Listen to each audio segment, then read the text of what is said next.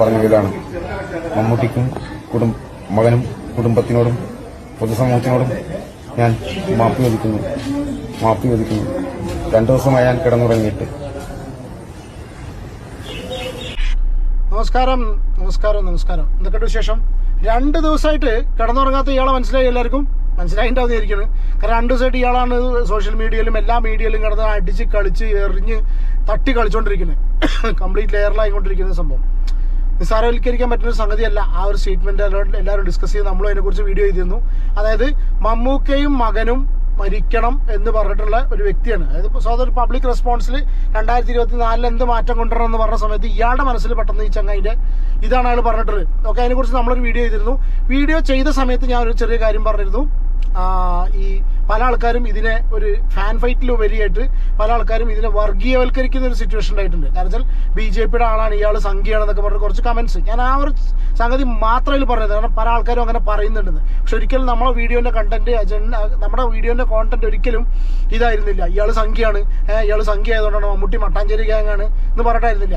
അങ്ങനെ പറഞ്ഞ കുറെ ആൾക്കാർ ഇവിടെ ഉണ്ട്. അതും കൂടി നമ്മൾ ഇന്ന് ഈ ഒരു വീഡിയോയിൽ ഞാൻ ഡിസ്കസ് ചെയ്യും. പറഞ്ഞ ആൾക്കാർ പറഞ്ഞിട്ടുണ്ടെങ്കിൽ വളരെ മുഖ്യധാര മാധ്യമങ്ങളിൽ പെടുന്ന മാധ്യമങ്ങളും വളരെ ക്രെഡിബിൾ ഇൻഫർമേഷനും കുറച്ച് എന്താ പറയുക, കുറച്ച് മെച്യൂരിറ്റി ഒക്കെ ഉള്ള, കുറച്ച് എന്ന് തോന്നിപ്പിക്കുന്ന രീതിയിൽ കുറച്ച് റിയാക്ഷൻ വീഡിയോസ് ചെയ്തവരൊക്കെയാണ്. ഓക്കെ, ഇയാളുടെ വീഡിയോ ഇയാളെ തെരഞ്ഞു കിട്ടിയിട്ടുണ്ട്. ഇതെന്താ സംഭവം അറിയോ? ഇയാളെ പേര് സനോജ് നെറ്റിയാണ്, ഇയാളെ ബാപ്പാന്റെ പേര് റഷീദ് എന്നാണ്. അപ്പോൾ അയാളൊരു സംഖ്യയല്ല. എന്തുകൊണ്ടാണ് സംഖ്യയില്ല എന്ന് ഞാൻ പറഞ്ഞു. ഞാൻ സംഖ്യ ആയതുകൊണ്ടോ നമുക്ക് അങ്ങനെ BJPയുടെ അനുഭവം ഉണ്ടോ ആയതുകൊണ്ടോ ഒന്നല്ല കേട്ടോ ഞാൻ സംഖ്യയുടെ കേസ് പറയുന്നത്. കാരണം അങ്ങനെയാണ് ആൾക്കാർ ഇവിടെ എന്ത് സംഭവം നമ്മുടെ നാട്ടിൽ നടന്നിട്ടുണ്ടെങ്കിലും അപ്പം അതിനെ പിടിച്ച് രാഷ്ട്രീയവൽക്കരിക്കും. എന്നിട്ട് നേരെ ഒരു ഭാഗം BJPയാണ്, മറ്റ് സുഡാപ്പിയാണ്. ഈ രീതിയിലുള്ള ചർച്ചകൾ കൊണ്ടുപോയിട്ട് കാര്യങ്ങളെ കംപ്ലീറ്റ് വഴിതെറ്റിച്ച് കൊണ്ടുപോകണം. ചില സംഗതികളിലൊക്കെ അത് ഉണ്ട്, ബോധപൂർവം പല ആൾക്കാരും ചെയ്യുന്നുണ്ടെന്ന് അറിയാം. ചില സംഭവങ്ങളിൽ അത് ഉണ്ടേനും. പക്ഷെ എന്നാലും ഈ ഒരു കേസിൽ അത് എനിക്ക് ആദ്യം ഫീൽ ചെയ്തിരുന്നില്ല. പക്ഷെ അതില്ല എന്നുള്ള രീതിയിലാണ് ഇപ്പൊ ലേറ്റസ്റ്റ് ആയിട്ട് വന്നിട്ടുള്ളത്. ഇയാൾ മട്ടാഞ്ചേരിക്കാരനാവുന്നുണ്ട്. സനോജ് പേര്, പാപ്പാന്റെ പേര് റഷീദ്. ഞാൻ ഈ ഒരു വീഡിയോ ജസ്റ്റ് ഇവിടെ പ്ലേ ചെയ്യാം. അയാളെ കണ്ടുപിടിച്ച് മാപ്പ് പറഞ്ഞിട്ടുള്ള ആരായാലും നന്നായി കിട്ടിയിട്ടുണ്ടാവും എന്ന് അറിയില്ല, നന്നായി കിട്ടിയിട്ടുണ്ടാവും തോന്നുന്നുണ്ട്. എന്താന്നുള്ള വീഡിയോ ഒന്ന് കാണാം നമുക്ക്. ആളെ കിട്ടിയിട്ടുണ്ട്. നമുക്ക് എന്താണെന്ന് കൃത്യമായിട്ട് ചോദിക്കാം. എന്താണ് നിങ്ങളുടെ പേരെന്താണ്? സനോജ്. എവിടെ സ്ഥലം? മട്ടാഞ്ചേരി. വാപ്പാന്റെ പേരെന്താണ്? റഷീദ്. ഇന്നലെ എന്താ സംഭവിച്ചത്? നിങ്ങൾ എന്തുകൊണ്ടാണ് അങ്ങനെ പറഞ്ഞത്? ഞാൻ മദ്യലഹരിയിൽ പറഞ്ഞു പോയതാണ്. ഇനി എന്റെ ഭാഗത്തുനിന്ന് അങ്ങനത്തെ ഒരു പ്രവൃത്തി ഒരിക്കലും ഉണ്ടാവില്ല. നമുക്കൊക്കെ ആയുസ്സും ആരോഗ്യവും അല്ലാഹു സുബ്ഹാനഹു തആല കൊടുക്കട്ടെ, മകനും കൊടുക്കട്ടെ. നിങ്ങളത് പറഞ്ഞത് കൊണ്ട് മമ്മൂട്ടിയെ വെറും സിനിമാ നടൻ എന്നുള്ള രീതിയിലല്ല കേരളത്തിലെ ആളുകൾ, മലയാളികൾ നോക്കുന്നത്. അത് ഒരു സോഷ്യൽ കമ്മിറ്റ്മെന്റ് ഉള്ള ആളും പൊതുജനങ്ങൾക്ക് വളരെ ഇഷ്ടമുള്ള ഒരാളും കൂടിയാണ്. അപ്പൊ അങ്ങനെയുള്ള ഒരാളെ പറയുമ്പോ പൊതുസമൂഹം ഒരുപാട് വേദനിച്ചിട്ടുണ്ടെന്നല്ലേ. അപ്പൊ പൊതുസമൂഹത്തിന്റെ മുമ്പിൽ നിങ്ങളത് മാപ്പ് പറയണം. ഇന്നലെ നടന്നത് മദ്യത്തിന്റെ ലഹരിയിൽ പറഞ്ഞു പോയതാണ്. മമ്മൂട്ടിക്കും മകനും കുടുംബത്തിനോടും പൊതുസമൂഹത്തിനോടും ഞാൻ മാപ്പ് ചോദിക്കുന്നു. അപ്പോ ഇതാണ് സംഭവം. ഇയാള് മാപ്പ് ചോദിച്ചു. ഓക്കെ, അപ്പൊ പേര് ക്ലിയർ ആയി, സനോജ്. പിന്നെ രണ്ടാമത് റഷീദ്. ഇനിയിപ്പോ ഞാനതിനൊരു മതത്തിന് വെച്ച് പറയില്ല കേട്ടോ. ഞാൻ പറഞ്ഞതെന്ന് വെച്ചാൽ എന്തുകൊണ്ടാണ് ഞാനൊരു വീഡിയോ ഈ ഒരു ടൈപ്പിൽ, അത് എനിക്ക് വേണമെങ്കിൽ എന്നുണ്ടെങ്കിൽ ജസ്റ്റ് ഇയാൾ മാപ്പ് പറഞ്ഞു എന്നുള്ള രീതിയിൽ പറഞ്ഞു പോയാൽ മതി. പക്ഷെ ഞാൻ ഈ ഒരു വീഡിയോ ചെയ്യാനുള്ള റീസൺ എന്താണെന്ന് വെച്ചാൽ, ട്രസ്റ്റ് മീ, നമ്മൾ സംഖ്യയല്ല. എൻ്റെ രാഷ്ട്രീയ ചായ്വ് എന്താ, എന്ത് സംഭവം എന്താണെന്നുള്ളത് എന്നെ അറിയുന്നവർക്ക് വളരെ ക്ലിയർ ആയിട്ട് അറിയാം കേട്ടോ. ഓക്കെ, ഇത് ഞാൻ ചെയ്യാനുള്ള റീസൺ എന്താ വെച്ചാൽ, മീഡിയ വണ്ണിൻ്റെ നിങ്ങളിപ്പോൾ ഈ കാണുന്ന ഒരു ഇതുണ്ടാവും ഔട്ട് ഓഫ് ഫോക്കസിൽ. ഞാൻ മീഡിയ വണ്ണിൻ്റെ ഈ ഔട്ട് ഓഫ് ഫോക്കസ് കണ്ട സമയത്ത് ഇതിനെക്കുറിച്ച് ഒരു വീഡിയോ ചെയ്യണമെന്ന് വിചാരിച്ചാൽ, പക്ഷേ ഈ ചങ്ങാതിയുടെ വെയർ അബൌട്ട്സും ഐഡന്റിറ്റിയും കാര്യങ്ങളൊക്കെ ക്ലിയർ ആയതിനു ശേഷം ചെയ്യാമെന്ന് വിചാരിച്ചിട്ട് അങ്ങനെ മാറ്റി വെച്ചൊരു വീഡിയോ ആണ് കേട്ടത്. നിങ്ങളിപ്പോൾ സ്ക്രീനിൽ കണ്ടല്ലോ, ഔട്ട് ഓഫ് ഫോക്കസിന്റെ ഒരു ചർച്ചയാണ്. മലയാള സിനിമയിലെ RSS പ്രോജക്റ്റ് എന്നും പറഞ്ഞിട്ട് മോഹൻലാലിന്റെയും മമ്മൂട്ടിയുടെയും മമ്മൂക്കാനെയും ലാലേട്ടനെയും ഫോട്ടോസ് വെച്ചിട്ട് അതിന് വിടുന്ന ഫാൻ ഫൈറ്റ് ദാറ്റ്സ് റൈറ്റ്. അത് സംഭവം സത്യം തന്നെയാണ്, ഉണ്ട്. പക്ഷേ ഈ ഒരു സംഗതി വെച്ചിട്ടാണ് ഔട്ട് ഓഫ് ഫോക്കസ് ഇതിനെ ചർച്ച ചെയ്തിട്ടുള്ളത്. ഓക്കെ, ഈ ഔട്ട് ഓഫ് ഫോക്കസ് ചർച്ച ചെയ്തിട്ടുള്ള ആ ഒരു ജസ്റ്റ് ഒരു ക്ലിപ്പ് ഞാൻ ഇവിടെ നിന്ന് പ്ലേ ചെയ്യാം. ഇങ്ങനെ ഒരു സ്റ്റേറ്റ്മെന്റ് ഒക്കെ വരാനുള്ള കാരണം എന്താണ്? അത് കഴിഞ്ഞൊരു 10-15 വർഷമായിട്ട് കേരളത്തിലുണ്ടാകുന്ന മാറ്റമാണ്. 15 വർഷം എന്ന് പറഞ്ഞാൽ ഈ സാമൂഹിക മാധ്യമങ്ങൾ വ്യാപകമായതിനു ശേഷം നമ്മളെപ്പോഴും എന്ത് ചെയ്യരുത്, don't underestimate the power of BJP IT cell. അവർ വളരെ RSSന്റെ ഒരു പ്രൊജക്റ്റ് എന്ന് പറഞ്ഞാൽ RSS രാഷ്ട്രീയമായി എന്താണ് അധികാരത്തിലെത്തുക എന്നുള്ളത് മാത്രമല്ല അവരുടെ പ്രവർത്തന രീതി. RSSന്റെ പ്രവർത്തന രീതി മനസ്സിലാക്കി കഴിഞ്ഞാൽ അവർ സിനിമ, സാഹിത്യം, സാംസ്കാരിക രംഗം എല്ലാ മേഖലകളിലും അവർ എന്താണ് അവർ സ്വാധീനം ഉണ്ടാക്കാൻ ശ്രമിക്കുന്നുണ്ട്. അതിൻ്റെ ഭാഗമായി നമുക്ക് അത്ഭുതം തോന്നും.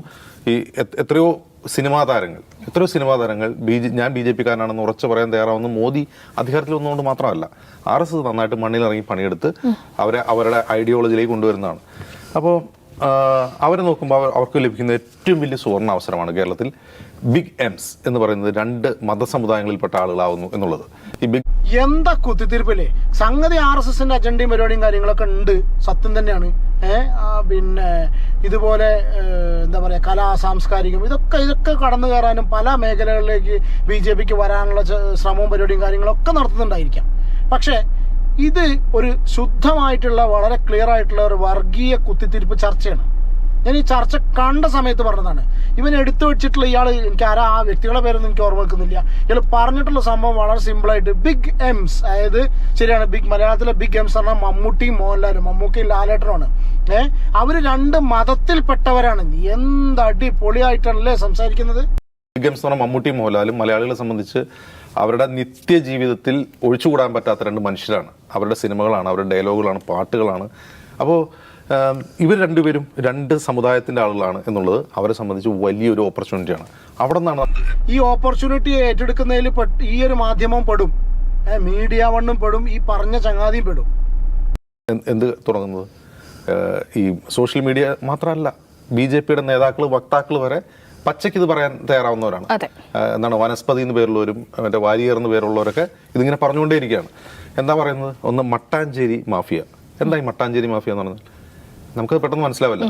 പിന്നെ കറാച്ചി ഗ്യാങ് ഇത് ഉപയോഗിക്കുന്ന വാക്കാണ്. അപ്പൊ ഇതെന്ന് പറഞ്ഞാൽ ഇതുകൊണ്ട് ഉദ്ദേശിക്കുന്നത്, ഇത് പോയിന്റ് ഔട്ട് ചെയ്യുന്ന ഒരു സമുദായമുണ്ട്.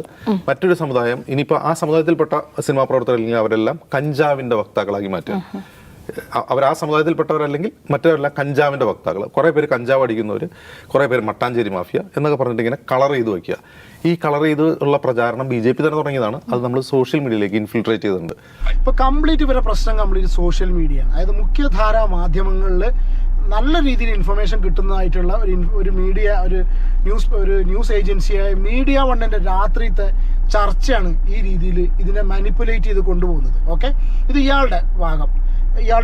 ഓക്കെ, പിന്നെ അതിനോടുകൂടി അതിനപ്പുറത്തിരിക്കുന്ന ചങ്ങാതി പറയുന്ന വേറെ സംഭവമുണ്ട്. ഇയാൾ ബോളിവുഡിനെയും കൂടി കണക്ട് ചെയ്തിട്ട് ഒന്നും കൂടി ഉഷാറാക്കുന്നു, ഒന്നും കൂടി കൊഴുപ്പിക്കുന്നുണ്ട്.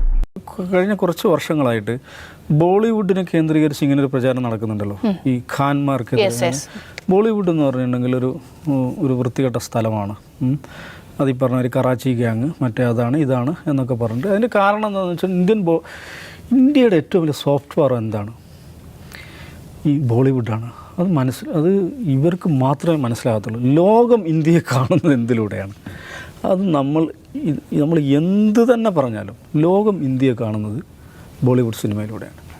അപ്പോൾ അതിൻ്റെ ഒരു കോമ്പോസിറ്റ് കൾച്ചർ, സെക്യുലർ എന്ന് പറയുന്നതിനേക്കാൾ ഒരു കോമ്പോസിറ്റ് കൾച്ചറാണ് അവർ മുന്നോട്ട് വെക്കുന്നത്. അപ്പോൾ ആ ഇൻഡസ്ട്രിയുടെ മുന്നിൽ നിൽക്കുന്നത് കുറേ ഖാൻമാരാണ്. ഇത് ഭയങ്കര പ്രശ്നമായിരുന്നു. അത് പ്രശ്നം വെച്ചാൽ അത് പ്രചരിപ്പിക്കാൻ തരും. ഇപ്പോൾ ആര്യൻ ഖാനെതിരായിട്ടുണ്ടായിരുന്ന നടപടികൾ, അവിടെ നടക്കുന്ന നിയമ നടപടി, ED, മറ്റേ IT, നാർക്കോട്ടിക് സെല്ല്, ഇവരൊക്കെ ഉപയോഗിച്ചിട്ട് ഇവരെയൊക്കെ പൂട്ടാൻ എന്തെല്ലാം ശ്രമങ്ങൾ നടത്തി. ഇപ്പോൾ അതിൻ്റെ തുടക്കം ഒരുപാട് മുസ്ലിം നടന്മാർക്കും നടിമാർക്കും അവരുടെ പേര് മറച്ചു വെച്ച് അഭിനയിക്കേണ്ടി വന്നുള്ള ഇൻഡസ്ട്രിയാണെന്ന് ഓർമ്മയുണ്ടോ രശ്മിക്ക്? ഓക്കെ, ആ ഓർമ്മയൊക്കെ ഉണ്ടായിക്കോട്ടെ, ആ ഓർമ്മയൊക്കെ വെച്ചിട്ട് അവിടെ നിന്നാൽ മതി. എന്താണെന്നുണ്ടെങ്കിലും വളരെ സിമ്പിളല്ല സംഗതി, കുറച്ച് ഗൗരവം തന്നെയുള്ള സ്റ്റേറ്റ്മെൻ്റ് ആയിരുന്നു. ഗൗരവം എന്ന് പറഞ്ഞാൽ ഒരിക്കലും ഒരു മനുഷ്യന് ഒരാളുടെ മരണം എന്നൊന്നും പറയാൻ പാടില്ല. ഞാൻ അങ്ങനെയാണ് നോക്കിക്കണ്ടത്. അതായത് ഒരാളുടെ മരണം, ഒരു വ്യക്തി വേറൊരു വ്യക്തിയുടെ മരണം അയാൾ മരിക്കട്ടെ എന്ന് ആഗ്രഹിക്കുക, അതിനു വേണ്ടി പ്രാർത്ഥിക്കുക, വേറൊരാളുടെ ഉയർച്ചയ്ക്ക് വേണ്ടിയിട്ട്. ഈ ഒരു സ്റ്റേറ്റ്മെൻറ്റ് ആ ഒരു സ്റ്റേറ്റ്മെൻറ്റിനെ വളച്ചൊടിച്ച് വർഗീയമായി കൊണ്ടുപോയി ബിഗ് എംസ്, ഈ 2 ബിഗ് എം 2 മതത്തിൽപ്പെട്ട ആൾക്കാരാണ്. അതുപോലെ മറ്റേ ബോളിവുഡ് ഉണ്ട്, അവിടെ ഖാൻമാർ, എന്തൊക്കെ ചർച്ചയാണ് ഇതുപോലെ മീഡിയ വൺ മാത്രമല്ല. ബാക്കിയുള്ളവരെ ഇനിയിപ്പോൾ പേര് ഏകദേശം 9 മിനിറ്റ് ആയില്ലേ, ഏകദേശം ഇനിയിപ്പോൾ ആൾക്കാരെ പേരും ഡീറ്റെയിൽസും കാര്യങ്ങളൊന്നും പറയുന്നില്ല. ഒരുപാട് പേര് ഇതിനെ ഈ വിഷയത്തെ കൈകാര്യം ചെയ്തത് കംപ്ലീറ്റ് വർഗീയമായിട്ടാണ്. ഒരു അവസാനം ഇയാളുടെ ഐഡന്റിറ്റി പുറത്ത് വന്നപ്പോൾ സനോജ്, സൺ ഓഫ് റഷീദ്, അതുകൊണ്ടും ദോഷമില്ല ഞാൻ പറയുന്നില്ല കേട്ടോ, അതുകൊണ്ടൊന്നും ഒരു ദോഷമില്ല. ഇപ്പോൾ റഷീദ് ആണെങ്കിലും മുഹമ്മദ് ആണെങ്കിലും ഗോപിനാഥനാണെങ്കിലും എന്താണെന്നുണ്ടെങ്കിലും ജോസഫ് ആണെന്നുണ്ടെങ്കിലും ഡസൻ മാറ്റർ ടു മീ. എന്നെ സംബന്ധിച്ച് അങ്ങനത്തെ ഒരു പ്രശ്നമൊന്നുമില്ല. പക്ഷെ ഞാൻ അത് പറഞ്ഞു എന്നേ ഉള്ളൂ. ഓക്കെ, ഇനിയിപ്പോൾ ഇത് വേറെ രീതിയിൽ ആൾക്കാർ വ്യാഖ്യാനിക്കുമെന്നുള്ള അറിയില്ല. അപ്പോൾ ആൾക്കാർക്ക് എന്ത് വേണമെങ്കിലും ചിന്തിക്കാം. പക്ഷെ ഞാൻ എത്ര ചിന്തിക്കുന്നുള്ളൂ, മീഡിയ വണ്ണെ പോലെ, മീഡിയ വണ്ണാണ് ഇപ്പോൾ ഈ ഔട്ട് ഓഫ് ഫോക്കസ് ഞാൻ കണ്ടിട്ടുള്ളത്. ആ ഇരുട്ടുമുറിയിൽ ഇരുന്നിട്ട് ഈ രീതിയിൽ ചർച്ച ചെയ്യുന്നതിന് മുന്നേ അറ്റ്ലീസ്റ്റ് ആ ചർച്ച ചെയ്യുന്നതിന് മുന്നേ ഇൻഫർമേഷൻ കറക്റ്റാണ്, ഇൻഫർമേഷൻ ഇത് കേട്ടിട്ടുള്ള ഇൻഫർമേഷനിൽ സോഴ്സ് എന്താണ്, ഈ വ്യക്തിയുടെ വേർ അബൌട്ട്സ് എന്താണ്, ഇയാളുടെ അഡ്രസ്സ് എന്താണ്, അറ്റ്ലീസ്റ്റ് ഇതൊക്കെ ഒന്ന് ചകഞ്ഞ് നോക്കാമായിരുന്നു. അതോ ഇനി ഈ വക ഇൻഫർമേഷനും കാര്യങ്ങളൊക്കെ ഇത് ഏതോ ഒരു ന്യൂസ് ചാനലോ ഒരു ലോക്കൽ ന്യൂസ് ചാനലോ അല്ലെങ്കിൽ ലോക്കൽ ഒരു വ്യക്തിയാണ് ആ ഒരു വീഡിയോ, ഇയാളുടെ മാപ്പ് വീഡിയോ ഇട്ടിട്ടുള്ളത്. അത്രയൊന്നും അതിനേക്കാളും സോഴ്സസ് ഒക്കെ ഇവർക്ക് ഉണ്ടായിരിക്കുമല്ലോ. ആ സോഴ്സ് പ്രകാരമൊക്കെ അന്വേഷിച്ചിട്ട് ഇയാളുടെ വേർ അബൌട്ട്സ് എന്താണെന്ന് അറിഞ്ഞിട്ട് വേണ്ട ഇതിനെക്കുറിച്ച് ഈ രീതിയിൽ വന്നിട്ടുള്ള ഇരുട്ടുമുറിയിൽ നെല്ലറേൻ്റെ പരസ്യം വെച്ചിട്ടൊക്കെ പറഞ്ഞ് വന്നിരുന്ന് സംസാരിക്കേണ്ടത് അല്ലേ? എനിക്കങ്ങനെ ഫീൽ ചെയ്യുന്നു. അതോ ഇങ്ങനത്തെ ഇൻഫർമേഷനും കാര്യങ്ങളൊക്കെ അറിഞ്ഞതിന് ശേഷം മറച്ചു വെച്ചിട്ട് ഇതുപോലുള്ള ചർച്ചകൾ നടത്തണമെന്ന് പറയാൻ പറ്റില്ല. നമുക്കറിയാം. നിങ്ങളുടെ അഭിപ്രായം കമൻറ്റ് ചെയ്യും കേട്ടോ.